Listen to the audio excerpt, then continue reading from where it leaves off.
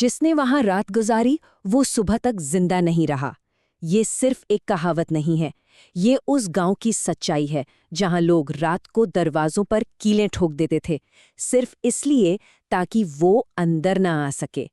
उस गांव का नाम सुनते ही बड़े बूढ़ों की आंखें आज भी डर से चौड़ी हो जाती हैं। तो आज हम इन्हीं कहानियों की गहराई में उतरेंगे, इनके पीछे छिपे डर, वो लोक कथाएं, एक एक परत को खोल कर देखेंगे और विश्लेषण करेंगे एक ऐसे साए का जो अपने मालिक के पीछे नहीं बल्कि उसके आगे आगे चलता है। हमारी आज की ये जो पड़ताल है, इसके 6 हिस्से होंगे। सबसे पहले हम चलेंगे मयोंग, जिसे काले जादू का गढ़ कहते हैं। फिर हम समझेंगे उस बदले हुए साए के श्राप को और एक परिवार से जुड़े सच को। इसके बाद हम एक दूसरा केस उठाएंगे, एक भूखे पेड़ की कहानी, और देखेंगे कि आत्माएं कैसे जड़ों में कैद हो जाती हैं। और आखिर में हम इन सब के पीछे छिपे डर का एक गहरा विश्लेषण करेंगे। तो हमारी कहानी की शुरुआत होती है मयोंग से। ये वो जगह है जिसे हिंदुस्तान में काले जादू का किला माना जाता है। यहाँ एक शख्स पहुंचता है, एक कहानीकार जो लोक कथाएं जमा करने आया है। लेकिन गांव में घुसते ही उससे हालचाल नहीं पूछा जाता, बल्कि एक बहुत ही अजीब सवाल किया जाता है, तुम्हारा साया साफ है या नहीं? और जैसे ही रात घिरती है, उस कहानीकार को गांव के बीचों बीच कुछ बहुत ही अजीब दिखता है। आग जल रही है, पर उसकी लपटें सीधी ऊपर नहीं जा रही, बल्कि टेढ़ी मेढ़ी हो रही हैं, जैसे कोई अनदेखा हाथ उन्हें मरोड़ रहा हो। और कुछ लोग एक ढोल की ऐसी गहरी भारी थाप पर बैठे हैं कि सुनने वाले की सांस तक भारी हो जाए। ये सब देखकर जाहिर है उसके दिमाग में बस एक ही सवाल कौंधता है, आखिर ये हो क्या रहा है? तभी गांव का एक लड़का उसके पास आके कानाफूसी करता है, चुप, ज्यादा मत देख, ये बोरदोबा है। तो सवाल उठता है, ये बोरदोबा आखिर है क्या भला? बोरदोबा को काले जादू का सबसे पुराना और सबसे खतरनाक अनुष्ठान माना जाता है। कहा जाता है कि इसका श्राप इंसान को धीरे धीरे अंदर से खोखला कर देता है। लेकिन सबसे खौफनाक बात तो ये है कि जो कोई भी इस रस्म को अपनी आंखों से देख ले, उसका साया हमेशा हमेशा के लिए बदल जाता है। और ठीक उसी वक्त जब चारों तरफ एकदम मौत जैसा सन्नाटा है, उस कहानीकार के कान के ठीक पास एक फुसफुसाहट गूंजती है, तुम्हारा साया आज बदल जाएगा।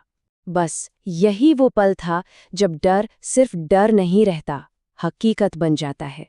अगली सुबह गांव में एक अजीब सी रस्म चल रही थी। हर कोई अपने घर के बाहर पानी से भरे कटोरे में अपनी परछाई देख रहा था। ये उनका रोज का काम था, ये देखने के लिए कि रात में किसका साया बदल गया है। और जब कहानीकार ने उस कटोरे में देखा तो उसके होश उड़ गए। पानी में उसकी परछाई के ठीक पीछे कोई और खड़ा था, जबकि हकीकत में वहां कोई भी नहीं था। और अभी वो इस सदमे से उभरा भी नहीं था कि गांव में एक खबर फैलती है, एक जवान लड़की की रहस्यमयी तरीके से मौत हो गई है। उसके गले पर उंगलियों के निशान हैं, जैसे किसी ने दूर से ही उसकी सांस खींच ली हो। गांव वाले कांपते हुए कहते हैं, ये लौह बींद है, एक ऐसी तांत्रिक क्रिया जिसमें किसी की परछाई में कील ठोककर कहीं से भी उसकी जान ली जा सकती है। अब तो कहानीकार बुरी तरह घबरा जाता है और सीधा गांव के ओझा के पास भागता है। ओझा मतलब तांत्रिक। वो उसे देखते ही कुछ ऐसा कहता है कि सुनने वाले के रोंगटे खड़े हो जाएं। वो कहता है, तेरा साया अब तेरा नहीं रहा, वो बदल चुका है। अब वो तेरे पीछे नहीं, तेरे आगे चलेगा। और याद रखना, जिस दिन वो साया रुक गया, उस दिन तेरी सांस भी रुक जाएगी। और यहाँ कहानी में सबसे बड़ा ट्विस्ट आता है। ओझा बताता है कि ये कोई इत्तेफाक नहीं है, ये साया अपने आप नहीं आया, इसे बाकायदा बुलाया गया है। और बुलाने वाला कोई और नहीं बल्कि उसी कहानीकार का कोई अपना है, कोई खून का रिश्ता। इस श्राप की जड़ें सालों पुरानी एक घटना से जुड़ी हैं।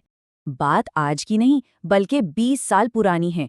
कहानीकार के पिता ने सबके सामने एक औरत की बेइज्जती की थी। उस औरत ने मरते मरते श्राप दिया था कि वो और उसकी औलाद सब उसी के होंगे। और सालों बाद इसी पुराने श्राप को जगाया गया। और जानते हैं किसने? कहानीकार की अपनी ही चाची ने। परिवार के अंदर की किसी दुश्मनी का बदला लेने के लिए ये सारा काला जादू करवाया था। तो ये तो थी पहली कहानी। चलिए अब अपनी पड़ताल को आगे बढ़ाते हैं। अब हम खोलते हैं केस फाइल नंबर 2। अब हम जा रहे हैं ढाणिया वाली गांव, जहां खौफ किसी साए में नहीं बल्कि एक पुराने, बहुत पुराने पीपल के पेड़ की जड़ों में रहता है। गांव के बड़े बुजुर्ग एक कहानी सुनाते हैं। कहते हैं बरसों पहले यहाँ माहुरिन नाम की एक दाई थी। काम तो था बच्चे पैदा करवाना, लेकिन वो औरतों का खून पी जाती थी। जब गांव वालों को पता चला तो उन्होंने उसे पकड़ा और इसी पीपल के पेड़ के नीचे जिंदा जला दिया।